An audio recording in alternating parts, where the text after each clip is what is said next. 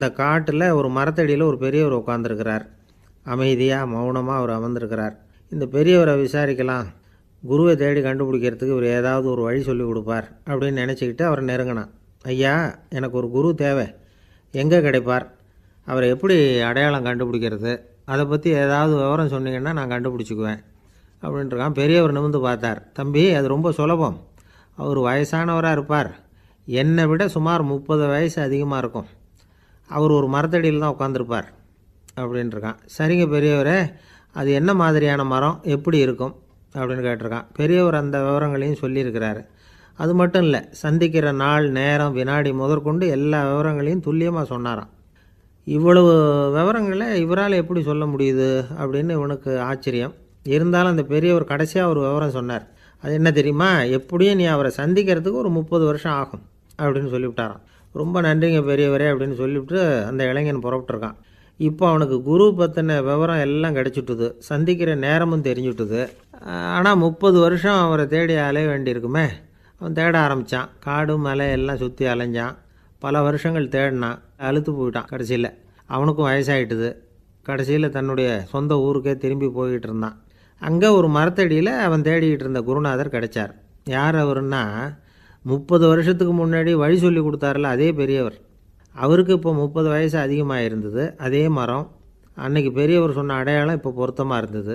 இப்போ அந்த பெரியவர் சொன்னார், சரியாக வந்து சேர்ந்துட்டேன், வா, உனக்காக தான் நான் இவ்வளவு காலமும் காத்துக்கிட்டு இருந்தேன் அப்படின்னாராம். என்ன சொல்கிறீங்கன்றிருக்கான். 30 வருஷத்துக்கு முன்னாடி என்கிட்ட வந்தியே, அப்போவே என் காலம் வந்து முடிஞ்சு போயிருந்தது. அப்போவே என்ன உனக்கு அடையாளம் தெரியல, அதனால் இவ்வளவு காலம் உனக்காக காத்துட்ருக்கும்படி ஆகிட்டுது அப்படின்னாராம். ஐயா, அப்போவே நீங்கள் சொல்லியிருக்கலாமே, இதுதான் 30 வருஷம் கழித்து நீ சந்திக்க போகிற இடம், நான் தான் உன்னுடைய குரு அப்படின்னு சொல்லியிருக்கலாமே அப்படின்ட்டுருக்கான். அந்த பெரியவர் சிரிச்சுக்கிட்டே இதுக்கு பதில் சொன்னாராம். நான் எவ்வளவோ விவரமாக தான் சொன்னேன், நீ சரியாக புரிஞ்சிக்கல. காரணம், அப்போது நீ போதுமான அளவுக்கு பக்குவம் பெற்றிருக்கவில்லை, அதனால் புரியும் சக்தி இல்லாமல் போயிட்டுதப்போ 30 ஆண்டு காலம் நீ அலைஞ்சி தெரிஞ்சிருக்கிற. அது காரணமாக இப்போ உனக்கு அந்த பக்குவம் வந்துட்டுது, அதனால தான் அடையாளம் காண முடிஞ்சுது, நானே உன்னுடைய குரு அப்படின்னாராம். இதிலேருந்து என்ன தெரியுதுன்னா, ஆன்மீகத்தில் மாணவனாக சேர்றதுக்கு கூட ஒரு பக்குவத்தன்மை தேவைப்படுது. ஒரு பெரிய ஞானி, அவர்கிட்ட சீடனாக இருக்க ஒருத்தன் வந்தான், எதிரில் நின்னான். ஞானி அவனை வெகு நேரம் உற்று பார்த்தார். அப்புறம் சொன்னார், சீடனாக இருக்கிறது ரொம்ப சிரமம்னார். நான் தயாராக இருக்கிறேன்னா. அது இன்னமும் சிரமமாச்சே, இங்கே வந்து குருவாக இருக்கிறது மட்டுமே சுலபம் அப்படின்னாராம். அப்படின்னா நான் குருவாகவே ஆகிடுறேன் அப்படின்னானா. இது போலவே இந்த காலத்தில் கதை ஒன்று உண்டு. ஒரு பள்ளிக்கூடத்தில் வகுப்பு ஆசிரியர் மாணவனை திட்டிக்கிட்டு இருந்தார். டேய், நீ 100க்கு 10 மார்க்கு தான் வாங்கிக்கிட்டு இருக்க, இவ்வளவு மோசமாக நீ படித்தா கடைசியில் மாடு மேய்க்கிறது கூட லாய்க்கு இல்லாதவனா ஆகிடுவேன், அதுக்கப்புறம் என்ன செய்ய போகிறேன் அப்படின்னாராம். பையன் தலையை சொரிஞ்சிக்கிட்டே சொன்னானா, சார் அப்படின்னா ஒன்று செய்கிறேன் அப்படின்னானா. இவர் கேட்டிருக்கார், என்ன செய்ய போகிறேன்னு. வேறு என்ன சார், உங்களை மாதிரி ஒரு ஆசிரியர் ஆகிடுறேன் அப்படின்னானா. இமயமலை அடிவாரத்தில் ஒரு மடம், அங்கே ஒரு சன்னியாசி இருந்தார். அவர்கிட்ட ஒருத்தர் வந்தார். சுவாமி, ஆசையை உதற நினைக்கிறேன், முடியல, ஒட்டிக்கிட்டே வருது அப்படின்னாராம். இப்படி உட்கார, ஒரு கதை சொல்கிறேன் அப்படின்னு சொல்லி அவர் சொல்ல ஆரம்பித்தாராம். அவர் சொன்ன கதை என்னென்னா, ஒரு ஊரில் ஒரு ஆள் இருந்தான். அவன் பேர் குப்புசாமி. அவன்கிட்ட எப்பவும் ஒரு பழைய தொப்பி இருக்கும், விடவே மாட்டான். அதனால் அவனை எல்லோரும் தொப்பி சாமி அப்படின்னு தான் கூப்பிடுறது வழக்கம். ஒரு புது தொப்பி வாங்கிக்கப்படாதாப்பா அப்படின்னு நண்பர்கள்லாம் சொல்லி பார்த்தாங்க. பணத்துக்கு எங்கே போவேன் அப்படின்னு விட்டானான். பணம் வச்சுருக்கான், செலவு பண்ண மனசு வரல, மகா கஞ்சன். பழைய பாட்டில்கள்லாம் வாங்கி விற்றுக்கிட்டு இருந்தான். அப்படி ஒரு தடவை பழைய கண்ணாடி சாமான்களை ஏலத்தில் எடுத்தப்போ அதில் ஒரு அருமையான சென்ட்டு பாட்டில் கிடச்சிது. உடனே ஒரு ஐடியா பண்ணான். அந்த சென்ட்டை வந்து சின்ன சின்ன பாட்டில்களில் அடைச்சி ஜன்னல் ஓரமாக அடுக்கி வச்சுட்டான். அதை விற்றா நிறைய பணம் கிடைக்குமே, அதனால்.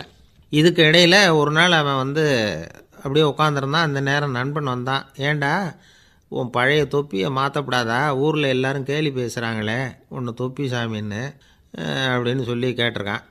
இந்த சென்ட்டு பாட்டில் விற்றதும் பணம் வரும், அதுக்கப்புறம் பார்க்கலாம் அப்படின்னு நானா. இவன் சரி வா, நீச்சல் குளத்துக்கு போயிட்டு வருவோம் அப்படின்னு கூப்பிட்ருக்கான் நண்பன். 2 பேரும் போனாங்க. அதே நேரம் அந்த ஊர் நீதிபதியும் அங்கே குளிக்க வந்தாராம். அவர்கிட்ட இருந்தது விலை வசந்த ஒரு புது தொப்பி.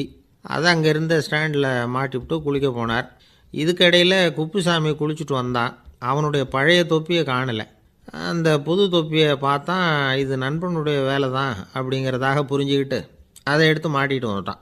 நீதிபதி குளிச்சுட்டு வந்து பார்க்குறாரு, தொப்பியை காணும். போலீஸில் புகார் கொடுத்தார்.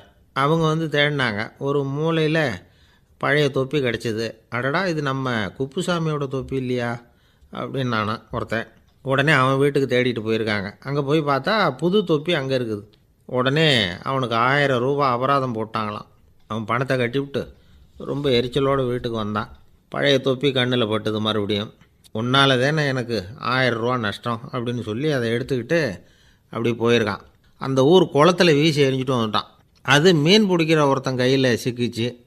அவன் வர்ற வழியில் அதை எடுத்து வேகமாக வீசி எறிஞ்சான். அது நேராக குப்புசாமி வீட்டு ஜன்னல் வழியாக உள்ளே வந்து இந்த சென்ட்டு பாட்டில்கள் மேலே விழுந்து எல்லாம் உடஞ்சி நொறுங்கி போச்சு. குப்புசாமி பார்த்தான். தோட்டத்தில் ஆழமாக ஒரு குழியை வெட்டினான். அந்த தொப்பியை போட்டான், மூடிவிட்டான். இதை அடுத்த வீட்டுக்காரன் பார்த்தான். ஏதோ புதையல் தான் வச்சுருக்கான் போல இருக்குன்னு நினச்சான். போலீஸில் போய் புகார் கொடுத்துட்டான். மறுபடியும் போலீஸ் குழியை தோண்டினாங்க. பழைய தொப்பி மறுபடியும் வெளியில் வந்தது. எல்லோரும் சிரிக்கிறாங்க. அன்னைக்கு ராத்திரியே அந்த தொப்பியை எடுத்துக்கிட்டு நேராக புறப்பட்டான். ஒரு கல்லில் அதை சேர்த்து கட்டி குடிநீர் தொட்டி இருக்கும்ல, அதில் போட்டுட்டு வந்துட்டான். இனிமேல் என்ன பண்ணும் பார்ப்போன்னு. ஒரு நாள் திடீர்னு குழாயெல்லாம் அடைப்பட்டு போச்சு. மாநகராட்சி அலுவலர்கள் வந்து என்னன்னு பார்த்தா அந்த பழைய தொப்பி குழாயை அடைச்சிக்கிட்டு இருக்குது. இது குப்புசாமியோட தொப்பிங்கிறது தான் எல்லாருக்கும் தெரியுமே. உடனே குடிநீரை வந்து பாழாக்கணத்துக்காக குப்புசாமிக்கு கோர்ட்டு 2500 ரூபா அபராதம் போட்டுவிட்டுது. அதையும் கட்டிவிட்டு வெளில வந்தான். கடைசியாக முடிவு பண்ணான். ஒரு நெருப்பு குச்சியை கிழிச்சான். தொப்பியை கொளுத்தினான்.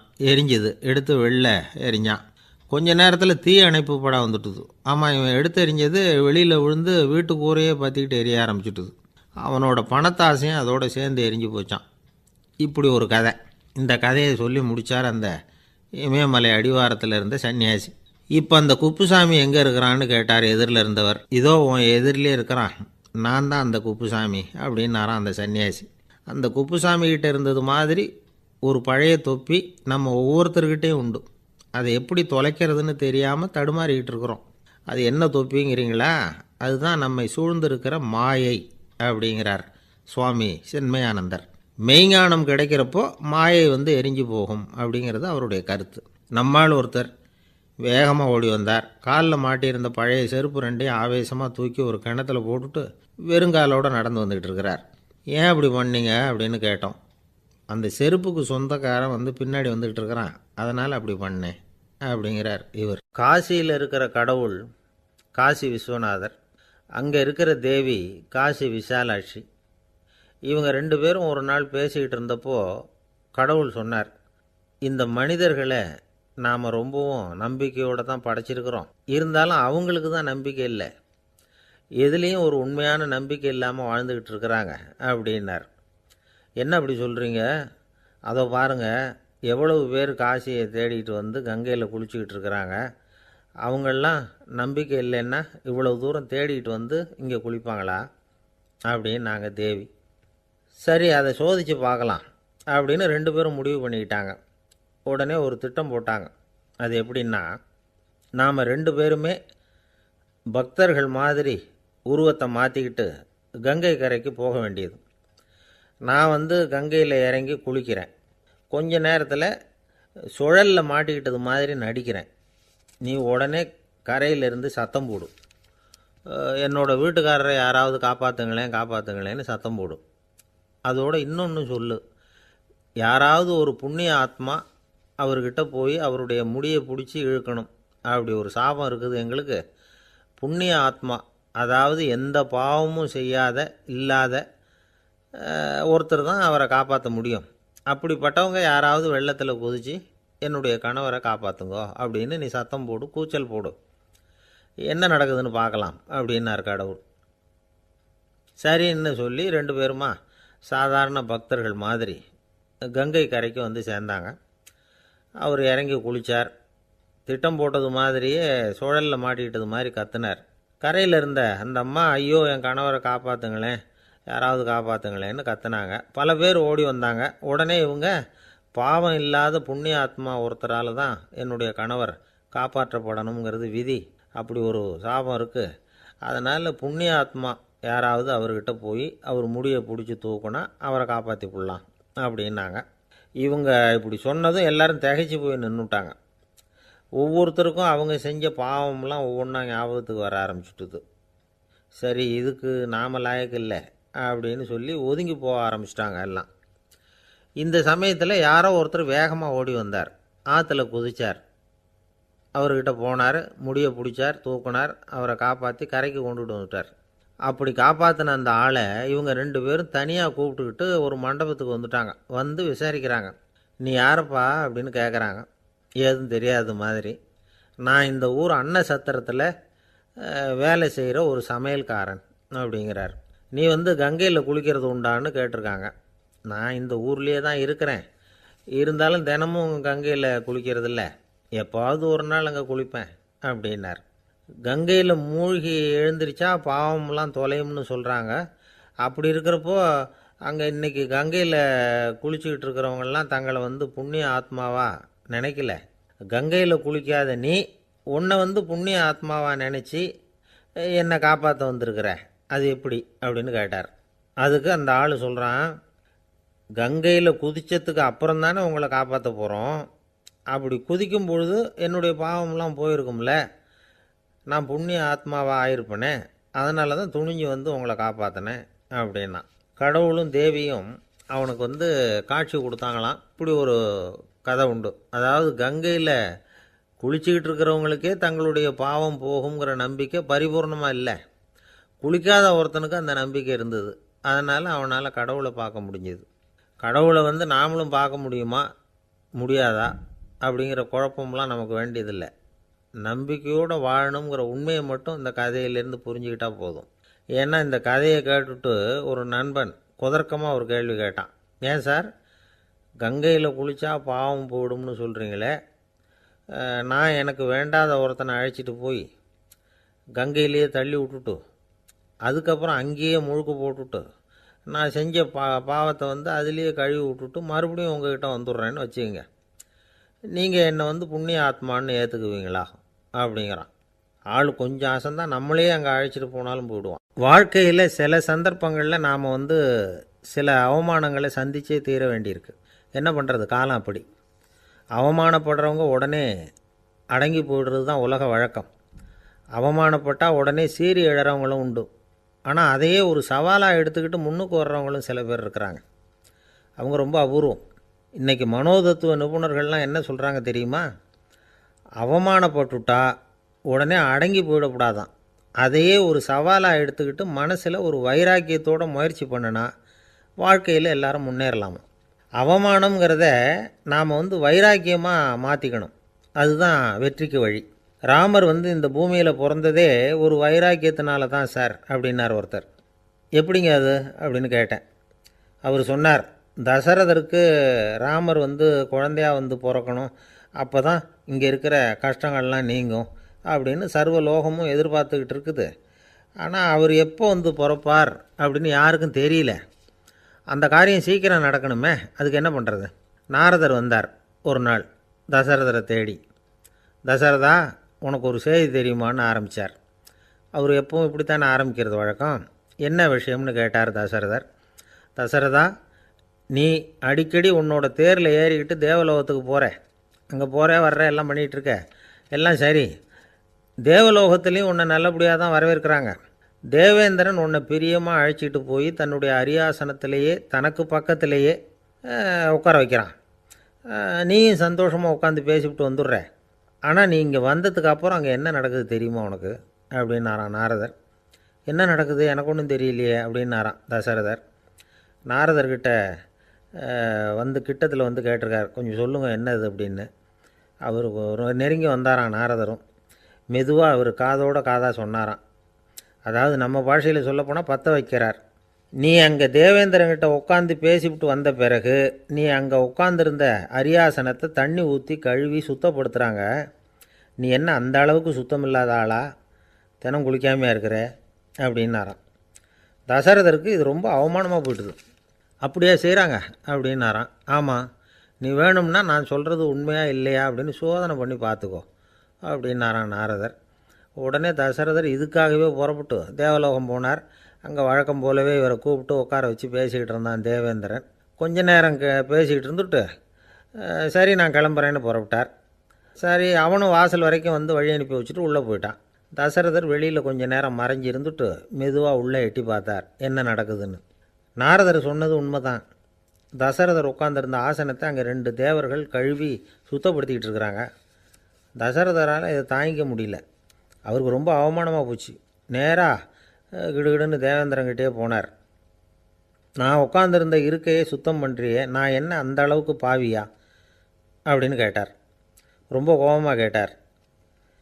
தசரதரே, மனுஷனுக்கு 3 கடன்கள் உண்டு. தேவ கடன், ரிஷி கடன், பித்ரு கடன். இதை தீர்க்காதவன் பாவியாகிறான்.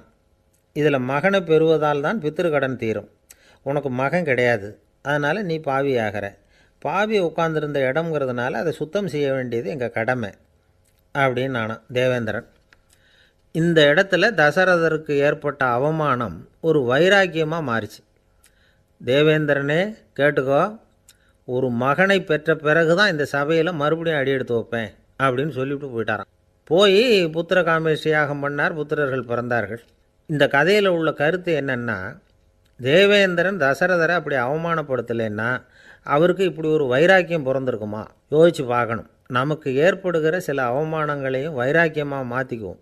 அப்படி மாற்றிக்கிட்டோம்னா வாழ்க்கையில் வந்து முன்னேறலாம். நம்ம ஆளுங்க சில பேர் அவமானத்தை வந்து வைராக்கியமாக மாற்றிக்கிறது எப்படி தெரியுமா?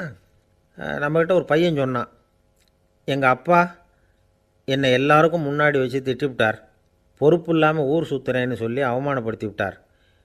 இனிமேல் நீ என் முகத்திலேயே முழிக்காதரா போடான்னு வேறு சொல்லிவிட்டார். எனக்கு ரோஷம் வந்துட்டுது. அந்த அவமானத்தை வைராக்கியமாக மாற்றிக்கிட்டேன். அன்னையிலேருந்து அவர் முகத்திலேயே முழிக்கிறது இல்லை அப்படின்னா. அப்படியான்னு கேட்டோம். ஆமாங்க, அவர் வீட்டில் இல்லாத நேரமாக பார்த்து உள்ளே சமையல் கட்டுக்கு போய் சாப்பிட்டுட்டு நைஸாக வெளியில் வந்துடுவேன் அப்படிங்கிறான் அவன். ஜவஹர்லால் நேரு பிரதமராக இருந்த சமயம் அவர் ஒரு தடவை சென்னைக்கு வந்திருக்கிறார். இங்கே சில முக்கிய நிகழ்ச்சிகளில் கலந்துக்கிறதுக்காக வந்திருந்தார். ஆளுநர் மாளிகையில் ஒரு நாள் ராத்திரி தங்கி மறுநாள் புதுடெல்லி புறப்படுறதாக ஏற்பாடு. நிகழ்ச்சியிலெல்லாம் முடிச்சுக்கிட்டு ஆளுநர் மாளிகையில் தங்கியிருக்கிறார். அன்றைக்கு இரவு படிக்கிறதுக்கு ஒரு முக்கியமான புத்தகம் அவருக்கு தேவைப்பட்டது. அந்த சமயத்தில் உலக அளவில் ஒரு முக்கியமான பொருளாதாரம் சம்பந்தமான ஒரு புத்தகம் வெளியாகி இருக்கிற விஷயம் அவருக்கு தெரியும். அந்த புத்தகம் மெட்ராஸுக்கு வந்திருக்குமா, அது இங்கே கிடைக்குமா அப்படின்னு விசாரிச்சிருக்கிறார் நேருஜி. அவர் இப்படி கேட்ட உடனே அங்கே இருந்தவங்கெல்லாம் ரொம்ப பரபரப்பாக செயல்பட ஆரம்பிச்சிட்டாங்க. முக்கியமான இடங்கள்ல எல்லாம் விசாரிச்சிருக்கிறாங்க அந்த புத்தகம் உங்கள்கிட்ட இருக்கான்னு. சென்னையில் உள்ள கன்னிமாரா நூல் நிலையத்துக்கு எப்படியும் அந்த புத்தகம் வந்திருக்கணும் அப்படின்னு ஒரு நம்பிக்கை. அங்கே விசாரித்தாங்க. அந்த புத்தகம் 2 நாளைக்கு முன்னாடி தான் அங்கே வந்திருக்குது அப்படிங்கிற விஷயம் தெரிஞ்சுது. உடனே எல்லோரும் அங்கே ஓடினாங்க. அவங்களுக்கு இன்னொரு சந்தேகம், புத்தகம் வந்திருக்கு சரி, அதை இந்த சமயத்தில் வேறு யாரும் படிக்கிறதுக்கு எடுத்துகிட்டு போயிருக்கக்கூடாதே அப்படிங்கிற சந்தேகம் இருந்தாலும் மனசுக்குள்ளே ஒரு தைரியம். இப்படி ஒரு புத்தகம் வெளிவந்திருக்கிற விஷயமே நேருஜி சொல்லி தான் நமக்கே தெரியும். அதுவும் இல்லாமல் உலக பொருளாதாரம் சம்பந்தமான ஏதோ ஒரு புத்தகம் அது. அதை போய் இந்த நேரத்தில் அவ்வளவு ஆர்வமாக யார் எடுத்துகிட்டு போயிட போகிறாங்க அப்படிங்கிற தைரியம். இந்த தைரியத்தோடு அந்த நூல் நிலையத்துக்கு ஓடினாங்க. புத்தகத்தை தேடினா அது கிடைக்கல. யாரோ எடுத்துகிட்டு போயிருக்கிறாங்க. நேருவுக்கு மட்டுமே தெரிஞ்சிருந்த அந்த புத்தகம் பற்றின விஷயம் சென்னையில் வேற ஒருத்தருக்கும் தெரிஞ்சிருக்குது. உடனே எல்லோரும் பரபரப்பாக அதுக்குன்னு இருக்கிற ரிஜிஸ்டர் இருக்குல்ல, பதிவேடு, அதை புரட்டி பார்க்குறாங்க யார் எடுத்துகிட்டு போகிறாங்கன்னு தெரிஞ்சுக்கிறதுக்காக. எடுத்துகிட்டு போனவங்க அதில் கையெழுத்து போட்டிருப்பாங்கல்ல, அதை பார்த்து யாருன்னு தெரிஞ்சுக்கலாம் அப்படிங்கிறதுக்காக தான் அதை புரட்டுறாங்க. அதோ அந்த புத்தகத்தோட பேர் பக்கத்தில் அதை எடுத்துக்கிட்டு போனவங்க கையெழுத்து உத்து பார்க்குறாங்க எல்லாரும். அதில் போட்டிருக்குது பேர் CN அண்ணாதுரை அப்படின்னு எழுதியிருந்தது. அவர் தான் பேரறிஞர் அண்ணா. நேரு படிக்க விரும்பின ஒரு புத்தகத்தை அதே நேரம் படிக்க விரும்பின இன்னொரு தலைவர் இவர். படிக்கிறதுல அவருக்கு இருந்த ஆர்வத்தை நாம் தெரிஞ்சுக்கணும்னா அதுக்கு எவ்வளவோ சம்பவங்கள் இருக்குது. கடைசி காலத்தில் அவர் அடையாறு மருத்துவமனையில் படுத்திருக்கிறார். அவருக்கு ஒரு முக்கியமான அறுவை சிகிச்சை செய்ய வேண்டியிருக்குது அவசரமாக. அமெரிக்காவிலேருந்து டாக்டர் மில்லர் வந்திருக்கிறார். அவர்கிட்ட கேட்குறார், டாக்டர் நாளைக்கே அறுவை சிகிச்சை செய்ய போகிறீங்களா அப்படின்னு. ஆமாங்கிறார் டாக்டர் மில்லர். நாளைக்கு மறுநாள் செஞ்சுக்கிறேனே அப்படின்னாரான் அண்ணா. ஏன் ஏதாவது நாள் பார்க்குறீங்களான்னு கேட்டிருக்கார். இல்லை, ஒரு புத்தகத்தை படிச்சுக்கிட்டு இருக்கிறேன், அதை நாளைக்குள்ளே முடிச்சிருவேன், அதுக்கப்புறம் நான் இறந்தாலும் கவலை இல்லை அப்படின்னாரான் இவர். அவர் தான் அறிஞர் அண்ணா. சங்ககால நூல்கள்லேருந்து சமீபத்தில் வந்த நூல்கள் வரைக்கும் எல்லாம் அவர் படிச்சிருக்கிறார். ஒரு திருமண விழாவில் அவர் பேசும்பொழுது சொன்ன விஷயம் இது. சங்க காலத்தில் காதலியை மணக்க விரும்புகிறவனுக்கு அவனுடைய தந்தை வீர சோதனைகள்லாம் வைப்பார். போய் புலிப்பல் கொண்டுக்கிட்டு வா, அப்போ தான் என் பொண்ணை கொடுப்பேன் அப்படின்னு சொல்லுவார். காதலன் உடனே காட்டுக்கு போவான், ஒரு புலியை கொன்று அதனுடைய பல்லை கொண்டுக்கிட்டு வருவான். அதை வீர பதக்கத்தில் பதித்து அவனுக்கு மாமனார் சூட்டுவார் கல்யாண சமயத்தில். இப்போலாம் காதலன் கிட்ட அப்படி சொல்ல முடியாது. இப்போலாம் காதலன்கிட்ட காட்டுக்கு போய் புலிப்பல் கொண்டுக்கிட்டு வான்னு யாராவது சொன்னால் புலி தான் மாப்பிள்ளையாக வந்து சேரும் அப்படின்னார். ஒரு கடைக்கு போனேன், 5 ரூபா பணத்தை எடுத்து கொடுத்தேன். ஒரு தினசரி பத்திரிகையை கேட்டேன். அவர் உடனே அங்கே அடுக்கி வச்சுருந்த பத்திரிகையில் ஒன்று எடுத்து என் கையில் கொடுத்தார். வாங்கிக்கிட்டேன். மீதி பணத்தை எடுத்தார். அதையும் என் கையில் கொடுக்கணும்ல, கொடுக்கல. எதிரில் இருந்த பலகையில் வச்சு எடுத்துக்க சொன்னார். எப்போவும் அவர் அப்படி தான் பண்ணுவார். நானும் எடுத்துக்கிட்டு வந்துடுவேன். இவர் ஏன் இப்படி பண்ணுறாருங்கிறது எனக்கு ரொம்ப நாளாக ஒரு சந்தேகம். ஒரு நாள் அவர்கிட்டயே இதை கேட்டுவிட்டேன். ஏங்க, நீங்கள் உங்கள் கடைக்கு வந்து பொருள்கள் வாங்குறவங்களுக்கு நீங்கள் பாக்கி சில்லறையை கொடுக்குறப்போ பலகையில் வச்சு விட்றீங்க, கையில் கொடுக்க மாட்டேங்கிறீங்களே, ஏன் அப்படின்னு கேட்டேன். காசை கையில் கொடுத்தா நம்மக்கிட்ட இருக்கிற லட்சுமி போயிடுவா சார் அப்படின்னார். அதாவது பணம் செலவாயிடும் அப்படின்னு அர்த்தமா. இன்னொரு நண்பர், அவர் ஒரு நாள் வழக்கத்துக்கு மாறாக ரொம்ப சோகமாக உட்காந்துருக்கிறார். ஏங்க என்னாச்சு, ஏன் இப்படி கப்பலே கவிழ்ந்தது மாதிரி உட்காந்துருக்குறீங்க அப்படின்னு கேட்டேன். கப்பலே கவிழ்ந்திருந்தா கூட நான் இப்படி கவலைப்பட மாட்டேன் சார், வேறு ஒன்று நடந்து போச்சுன்னார். என்னன்னு கேட்டேன். என் உச்சந்தலையில் பல்லி ஒன்று விழுந்துட்டுதுன்னார். அதுக்காகவா இப்படி அப்படின்னு ஆச்சரியப்பட்டேன். ஆமாங்க, பல்லி உச்சந்தலையில் விழுந்தால் பலன் என்னன்னு பஞ்சாங்கத்தில் பார்த்தேன், மரணம்னு போட்டிருக்கு அப்படின்னு சொல்லிவிட்டு அவர் தொடர்ந்து கவலைப்பட ஆரம்பிச்சிட்டார். இப்படியும் ஒருத்தர், என் கூட வேலை பார்க்குற ஒருத்தர் எப்படி தெரியுமா, தினமும் வலது காலை வச்சு தான் ஆஃபீஸுக்கு உள்ளே நுழைவார். என்னைக்காவது தவறுதலாக இடது காலை வச்சு உள்ளே வந்துட்டார்னா அன்னைக்கு பூரா மனசு சங்கடப்படுவார். எந்த வேலையும் சரியாக ஓடாது. கேரம் போர்டு ஆடுற ஒருத்தர் எப்போ ஆட உட்காந்தாலும் ஸ்ட்ரைக்கரை கை தவறி கீழே விழுற மாதிரி பண்ணி அதுக்கப்புறம் அதை எடுத்துக்கிட்டு ஆட உட்காருவார். ஏன்னா எப்போது ஒரு தடவை நிஜமாகவே அது வந்து கை தவறி கீழே விழுந்திருக்குது. அன்னைக்கு பிரமாதமாக ஜெயிச்சுட்டார். உடனே ஒரு முடிவுக்கு வந்துட்டார், கை தவறுனா லாபம் அப்படின்னு. அதுக்கப்புறம் அதையே பழக்கமாக்கிக்கிட்டார். பூனை குறுக்க போனால் சகுனம் சரியில்லைன்னு நினைக்கிறவங்க உண்டு.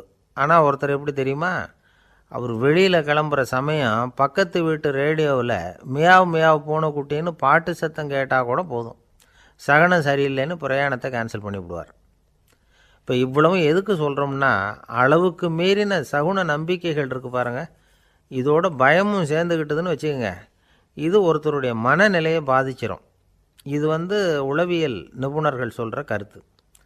வாழ்க்கையே தடுமாற வச்சிரும். பாதுகாப்பு இல்லாத உணர்வு, ஒரு விதமான டிப்ரெஷன் மனநிலை, இதெல்லாம் தான் இதுக்கு காரணமாக அமையலாம். சில பேர் காய்கறி நறுக்க கத்தியை கையில் எடுத்தால் கூட நேரம் சரியாக இருக்கா அப்படின்னு பார்த்துட்டு தான் வேலையை ஆரம்பிக்கிறது வழக்கம். அறிவு தான் மனசுக்கு வாத்தியாராக இருக்கணும், அப்போ தான் வாழ்க்கை வந்து நிம்மதியாக இருக்கும். அறிவு வந்து மனசு சொல்கிறபடியெல்லாம் கேட்க ஆரம்பிச்சுட்டுதுன்னா இடைஞ்சல் தான். ஒருத்தருக்கு 7ஆம் நம்பர் தான் ராசியான நம்பரான். 7ஆம் தேதி தான் எந்த காரியத்தையும் ஆரம்பிப்பாராம். 7 எழுத்து வர்றது மாதிரி பேரை மாற்றி வச்சுக்கிட்டார். 7 மணிக்கு தான் தினமும் எழுந்திருப்பார். 7ஆம் நம்பர் வீட்டில் தான் குடியிருக்கார். கல்யாணம் கூட 7ஆம் தேதி தான் பண்ணிக்கிட்டார். அவர் ஒரு நாள் குதிரை பந்தயத்துக்கு போனாராம். குதிரையோட பேரையெல்லாம் பார்த்தார். ஒரு குதிரையோட பேர் 7 எழுத்தில் அமைஞ்சிருந்தது. 7 தானே இவருக்கு அதிர்ஷ்ட நம்பர். அதனால் உடனே அது பேரில் பணத்தை கட்டினார். பந்தயம் நடந்தது. என்ன சார் ஆச்சுன்னு கேட்டாங்க. நான் பணம் கட்டின அந்த என்னோடய குதிரை 7ஆவதாக வந்து சேர்ந்தது சார் அப்படின்னாராம் சோகமாக. ஒரு விவசாயி விதைக்கிறதுக்காக வயல்வெளி பக்கம் போகிறார். விதைகளை அள்ளி வீசினார். அப்போ என்ன ஆச்சுன்னா, சில விதைகள் வந்து பாதை ஓரத்தில் விழுந்தது, சில விதைகள் முள் செடிகள் மண்டி இருந்த புதருக்கு இடையில் விழுந்தது, சில விதைகள் நல்ல நிலத்தில் விழுந்தது. பாதை ஓரத்தில் விழுந்த விதை என்ன ஆச்சுன்னா, அதெல்லாம் பறவைகள் கண்ணில் போட்டுவிட்டுது. உடனே வந்து உட்காந்து கொத்தி தின்னுட்டு போட்டுது. அதிகமாக மண் இல்லாத பாறை பகுதியில் விழுந்த விதையெல்லாம் லேசாக வேர் விட்டு முளைக்க ஆரம்பிச்சிது. அதுக்கப்புறம் வேர் கீழேயும் ஆழமாக போக முடியல, மேலேயும் சூரிய வெப்பம் அதிகம் தாங்க முடியல, எல்லாம் காஞ்சி கருகி போட்டுது. புதர் பகுதியில் சில விதைகள் விழுந்தது இல்லையா, முள் செடிகள் காடாக மண்டி போயிருந்தது. அதனால் முளைச்சி வர்ற செடிக்கு நெருக்கடி அதிகமாக போட்டுது, சரியாக வளர முடியல, விளைச்சலும் சரியாக இல்லை. நல்ல நிலத்தில் விழுந்த விதைகள் மட்டும் நல்லா முளைச்சிது, நல்லா வளர்ந்தது, விளைச்சலும் பிரமாதமாக இருந்தது. இந்த கதையை சொல்லிவிட்டு கேட்க செவியுள்ளோர் கேட்கட்டும் அப்படிங்கிறார் இயேசு பெருமான். ஆமாம், இயேசு கடலில் நின்ற படகு ஒன்றில் உட்காந்துருக்கிறார். கடற்கரையில் ஏராளமான மக்கள் உட்காந்துருக்கிறாங்க. அந்த சமயத்தில் தான் இயேசு ஓமைகள் மூலமாக மக்களுக்கு பல உண்மைகளை சொல்லிகிட்டு இருக்கிறார். மக்கள் அந்த கதையை கேட்டுட்டு ஒன்றும் புரியாமல் முழிக்கிறாங்க. அதை கவனித்த இயேசு அந்த ஓமையை விளக்க ஆரம்பித்தார். இதில் அந்த விதைக்கிறவர் தான் இறைவன். அவருடைய வார்த்தைகளை விதைக்கிறார். அந்த வார்த்தைகளை கேட்கிற மக்கள் அந்த விழுந்த விதைகள் மாதிரி 4 வகையானவர்கள். சில பேர் பாதை ஓரத்தில் விழுந்த விதைகள் மாதிரி. இறைவன் வார்த்தைகளை அவங்க கேட்குறாங்க, ஆனால் தீய எண்ணங்கள் செய்கைகள் மூலமாக விதைக்கப்பட்ட வார்த்தைகள் அழிஞ்சு போடுது. இறைவன் வார்த்தைகளை கேட்ட உடனே மகிழ்ந்து போய் உடனே சில பேர் அதை ஏற்றுக்கிறாங்க. இவங்கெல்லாம் அந்த பாறை பகுதியில் விழுந்த விதைகள் மாதிரி. அதனால் இவங்கெல்லாம் வேறு இல்லாதவங்க. கொஞ்ச காலத்துக்கு இறை வார்த்தைகளுக்கு கீழ்ப்படிந்து நடப்பாங்க. அதனால் ஏதாவது இடைஞ்சல் ஏற்பட்டால் உடனே தடுமாறுவாங்க. தங்கள்கிட்ட இருக்கிற நல்ல பண்புகளை விட்டுட்டு பாவ வழிகளுக்கு போயிடுவாங்க. முள் செடிகளுக்கு இடையில் விழுந்த விதைகள் மாதிரி உள்ளவங்க யாருன்னா, இவங்களுக்கு உலக கவலை உண்டு, செல்வத்தின் மீது மயக்கம் உடையவர்கள். உலக ஆசைகள் இவங்களுக்குள்ளே பூந்துடுறதுனால அங்கே இருக்கிற நல்ல பண்புகள் மறைஞ்சு போயிடுது. அதனால் அவங்களும் உபயோகம் இல்லாதவங்களாக ஆயிடுறாங்க. நல்ல மனிதர்கள் நல்ல நிலத்தில் விழுந்த விதைகளுக்கு ஒப்பானவர்கள். இவங்க இறை வார்த்தையை கேட்குறாங்க, அதை ஏற்றுக்கிறாங்க, அவங்களும் நல்லபடியாக வாழுறாங்க, அடுத்தவங்களுக்கும் உபயோகமாக இருப்பாங்க. இதுதான் இயேசு சொன்ன விளக்கம்.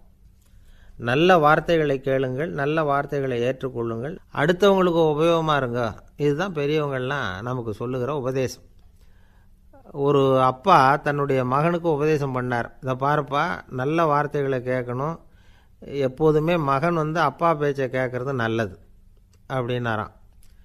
நீ ஏதாவது ஒரு தப்பு பண்ணால் என் தலையில் ஒரு முடி நரைச்சி வெள்ளையாக போடும்பா, நீ செய்கிற ஒவ்வொரு தப்புக்கும் என் தலையில் ஒவ்வொரு முடி வெள்ளையாயிடும் அப்படின்னாராம். பையன் யோசித்தான், அப்பா இப்போ தான் எனக்கு புரியுது, தாத்தாவோட தலைமுடி பூராவும் வெள்ளையாக இருக்கிறதுக்கு என்ன காரணம்ங்கிறது எனக்கு இப்போ தான் புரியுது அப்படின்னானா. ஒரு ஊரில் ஒரு ராஜா இருந்தார். அவர் ஒரு பூனை வளர்த்தார். ரொம்ப செல்லமாக அவர் அந்த பூனையை வளர்த்தார். அவர் என்ன பண்ணுவார் தெரியுமா? இரவு நேரத்தில் அந்த பூனையோட தலையில் ஒரு விளக்கை வச்சுருவார். அந்த பூனை ரொம்ப ஜாக்கிரதையாக அந்த விளக்கு கீழே விழுந்துடாமல் பார்த்துக்கும். தலையை ஆட்டாமல் ரொம்ப நிதானமாக ராஜா பின்னாடி நடந்து போய்கிட்டே இருக்கும். அந்த விளக்கு வெளிச்சத்தில் எல்லா வேலைகளையும் செஞ்சுருவார். கையில் ஒரு விளக்கை தனியாக எடுத்துகிட்டு போக வேண்டிய அவசியமே இல்லை. விளக்கை தூக்கிட்டு போகிற வேலையை அந்த பூனை பார்த்துக்கும். அதனால் ராஜாவுக்கு அந்த பூனை மேலே ரொம்ப பிரியம். மந்திரிகளையெல்லாம் கூப்பிட்டு அவங்கக்கிட்ட சொல்லுவார், பார்த்தீங்களா இந்த பூனை எவ்வளவு விசுவாசமாக நடக்குது, என் பேரில் எவ்வளவு மரியாதை பார்த்தீங்களா அதுக்கு அப்படிம்பார். இதை கேட்டுவிட்டு அங்கேருந்து அமைச்சர்களில் ஒருத்தர் சொன்னார், மன்னா நீங்கள் சொல்கிறது சரிதான், இருந்தாலும் இந்த பூனையோட விசுவாசத்தை நாம் கொஞ்சம் சோதித்து பார்க்க வேண்டியிருக்கு அப்படின்னாராம். சரி, உங்கள் ஆசையை ஏன் கெடுக்கணும், நல்லா சோதித்து பாருங்கள் அப்படின்னு சொல்லிவிட்டார் ராஜா. உடனே அந்த அமைச்சர் என்ன பண்ணார் தெரியுமா? எங்கேயோ புறப்பட்டு போனார். ஒரு 5-6 எலிகளை பிடிச்சிக்கிட்டு வந்தார். அரண்மனையில் ராஜா ஏதோ வேலை பார்த்துக்கிட்டு இருக்கிறாரு. பக்கத்தில் அந்த பூனை ரொம்ப பணிவாக நின்றுக்கிட்டு இருக்குது. அது தலையில் விளக்கு எரிஞ்சிக்கிட்டு இருக்கு. அமைச்சர் தான் பிடிச்சிக்கிட்டு வந்த எலிகளை அந்த பூனை பார்வையில் படுறது மாதிரி எதிரில் விட்டார். அந்த எலிகள்லாம் அங்கேயும் இங்கேயும் ஓட ஆரம்பிச்சிது. அதை பார்த்தது பூனை, அவ்வளவுதான். தலையில் இருக்கிற விளக்கை பற்றியும் கவலைப்படலை, ராஜாவை பற்றியும் கவலைப்படலை. ஒரே பாய்ச்சலாக பாஞ்சு எலிகளை துரத்த ஆரம்பிச்சுட்டுது. தலையில் இருந்த விளக்கு எங்கேயோ போய் விழுந்தது, அணைஞ்சு போச்சு. இருட்டில் ராஜா தடுமாற ஆரம்பிச்சுட்டார். இந்த சமயத்தில் அந்த அமைச்சர் மறுபடியும் விளக்கை ஏற்றினார். வெளிச்சம் வந்தது. அதுக்கப்புறம் அந்த அமைச்சர் பேசினார், அரசே, பூனையோட விசுவாசத்தை பார்த்தீங்களா? எலி அது கண்ணில் படுற வரைக்கும் தான் விசுவாசமாக இருந்தது. அது மாதிரி எலியை பார்த்ததும் எல்லாத்தையும் விட்டுட்டு அதை துரத்த ஆரம்பிச்சுட்டு பார்த்தீங்களா? தான் அந்த பூனையை பற்றி நினச்சது தப்புங்கிறது அதுக்கப்புறம் தான் அந்த ராஜாவுக்கு புரிஞ்சுதான். சரி, இப்போ எதுக்கு இந்த கதையெல்லாம் அப்படிங்கிறீங்களா? இந்த பூனை மாதிரி தான் நம்ம மனசும். மனசை எவ்வளவு தான் பயிற்சி கொடுத்து பக்குவமாக வச்சுருந்தாலும் பார்க்குறதுக்கு பரமசாது மாதிரி தான் இருக்கும். பார்க்க வேண்டியதை பார்த்துட்டுதுன்னா பாஞ்சிரும். இந்த பூனை மாதிரி புலன் இன்ப பொருள்கள் கிட்டாத வரைக்கும் மனம் அடங்கி இருக்கிறது மாதிரி தான் தெரியும். கொஞ்சம் வாய்ப்பு கிடைச்சாலும் அது குதிக்க ஆரம்பிச்சிரும், தப்பு பண்ண ஆரம்பிச்சிரும். பெரிய பெரிய முனிவர்கள் வாழ்க்கையில் நடந்த வீழ்ச்சி இதை தான் நிரூபிக்குது. புலன்களின் ஆற்றல் அதிகம், அதனால் மனக்கட்டுப்பாடு பயிற்சிகளில் ரொம்ப எச்சரிக்கையாக இருக்கணுங்கிறார் சுவாமி சிவானந்தர். மது பழக்கத்தையே விட்டுவிட்டேன்னு உறுதியாக இருப்பான். கடை கண்ணில் பட்டுவிட்டதுன்னா கால் அவனை கேட்காமலே இழுத்துக்கிட்டு உள்ளே போயிடும். இதுதான் மனசுங்கிறது. அதுதான் அந்த ராஜா வளர்த்த பூனை. நம்மால் ஒருத்தன் அந்த ராஜா பூனை தலையில் விளக்க வச்சது மாதிரி இவன் தன்னுடைய தலையிலேயே ஒரு விளக்கை ஏற்றி வச்சுக்கிட்டு என்னத்தையும் தேட ஆரம்பித்தான். தேடிக்கிட்டு இருக்கிறான். தலையை ஆட்டாமல் நிதானமாக நடந்து ரொம்ப நேரமாக தேடிகிட்டு இருக்கிறான். அந்த சமயம்